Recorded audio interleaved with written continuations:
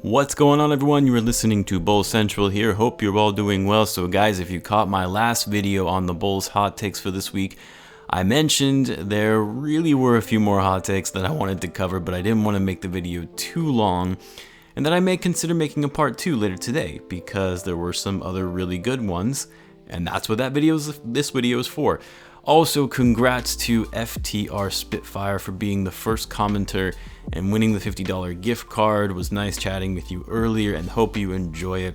It was very close. We had about 5 or 6 people all commenting in those first few seconds, but ultimately FTR came out on top.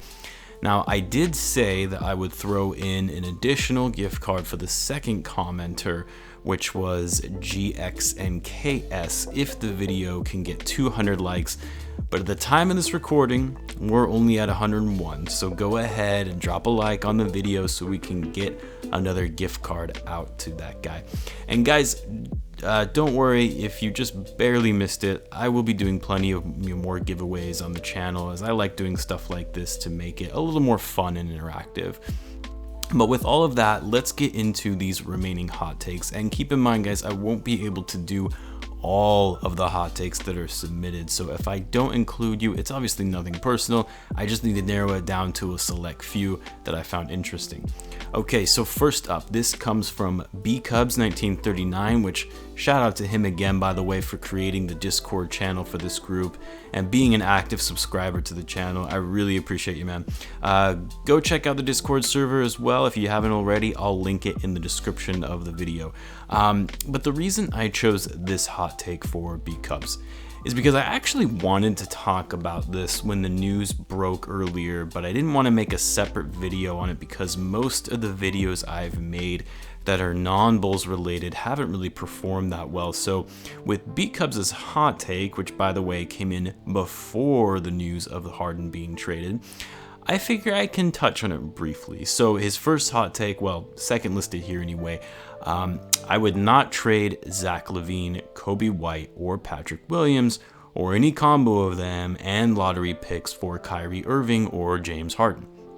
Now, I've never really talked about these guys on the channel because I mainly just stick to Bulls content, but I have never been a fan of James Harden or Kyrie Irving. Kyrie to an extent when he was with the Cavs and before he went batshit crazy, but James Harden, even from his college days, I didn't really like the guy. I mean, it's mainly because I'm not a fan of his game. I'm not a fan of the heavy isolation, high volume scorers who make zero effort on defense.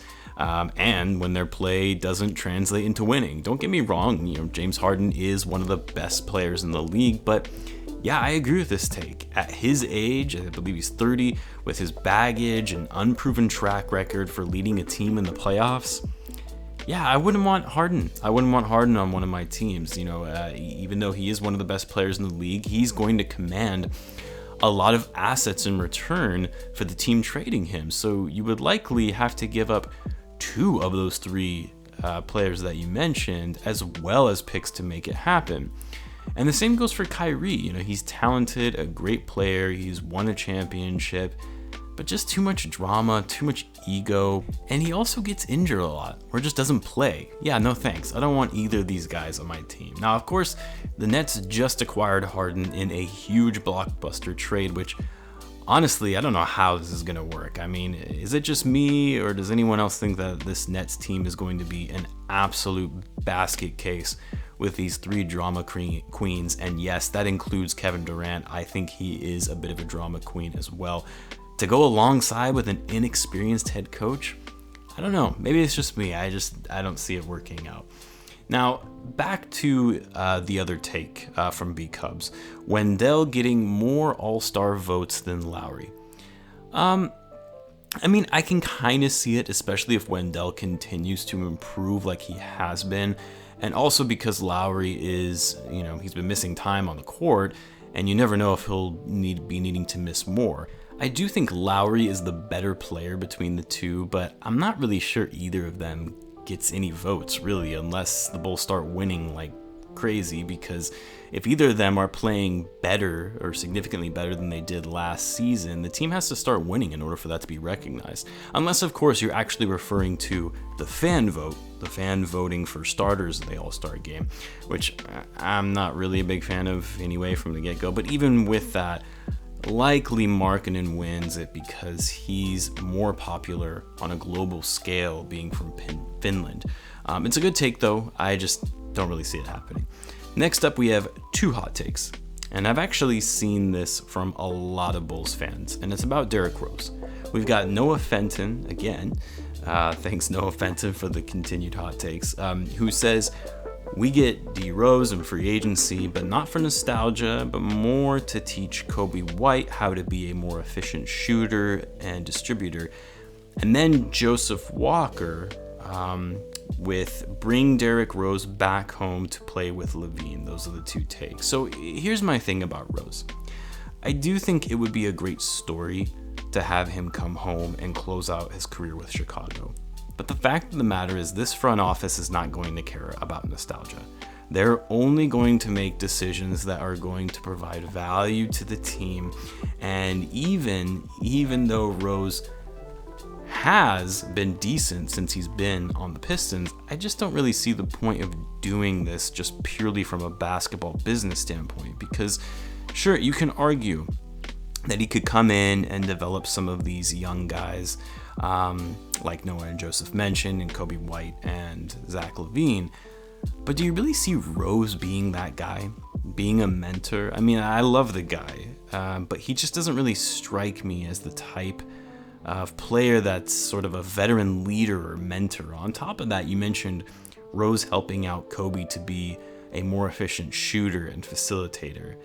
And those aren't really Rose's strengths per se. He's not known for his shooting and facilitation. In fact, Coby thus far has actually been a more efficient shooter than Rose has been. Now, when I do watch Coby, I see flashes of Rose at times, which I love, and it gets me excited for the future. So I'm sure he could mentor him on developing those areas of his game in terms of his ball handling and slashing ability to the basket, but not so much with the shooting. Also, I don't know why I feel this way, but I get the sense that Rose might not even want to come back to Chicago. I feel like he's a little mentally scarred from everything that happened to him, going from being the youngest MVP in the league and the potential savior for the city of Chicago, hometown kid, to then having two very severe injuries that really ruined his career. I think he's happy where he's at in Detroit. I know they're not winning, but I think he's happy with just having a healthy and stable career. And I get the sense he feels he doesn't want to let his hometown down and doesn't want to disappoint again. Not that he did. I just get the feeling that he feels that way. And that's probably just me, but it's just the sense that I get. Anyway, there are other hot takes as well, guys, but I'll have to hold off on those until next week. Thanks again for all the takes. I really do appreciate it. Be sure to subscribe if you're a Bulls fan and you enjoyed Daily Bulls content, and I will catch you guys in the next one.